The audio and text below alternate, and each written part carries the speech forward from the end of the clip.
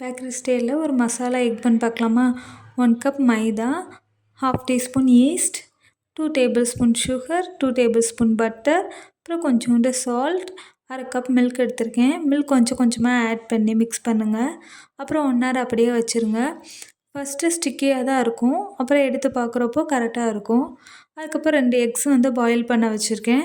பொங்கல் வந்தாச்சு. So next என்ன video போடலான்னு கமெண்டில் சொல்லுங்கள். Mehndi design, traditional hair style, Pongal கோலம் அது மாதிரி ஏதாவது வீடியோ போட்டால் இப்போ யூஸ்ஃபுல்லாக இருக்குமா? இல்லைன்னா இப்படியே ரெசிபி வீடியோவே கண்டினியூ பண்ணலாமான்னு சொல்லுங்கள். இப்போது பன்னில் வைக்கிற அந்த ஸ்டஃபிங் மசாலா ரெடி பண்ணலாம். அதுக்கு ஒரு வெங்காயம், ஒரு தக்காளி, க்ரீன் சில்லி, கேரட் எடுத்திருக்கேன். கேபேஜ் இருந்தால் அதையும் ஆட் பண்ணிக்கோங்க. வீடியோ பிடிச்சிருந்தால் மறக்காமல் சப்ஸ்கிரைப் பண்ணிடுங்க. மசாலாவுக்கு கரம் மசாலா, மஞ்சள் தூள், சால்ட் ஆட் பண்ணியிருக்கேன். பேலன்ஸ் வீடியோ நாளைக்கு கண்டினியூ பண்ணுறேன். தேங்க்ஸ் ஃபார் வாட்சிங்.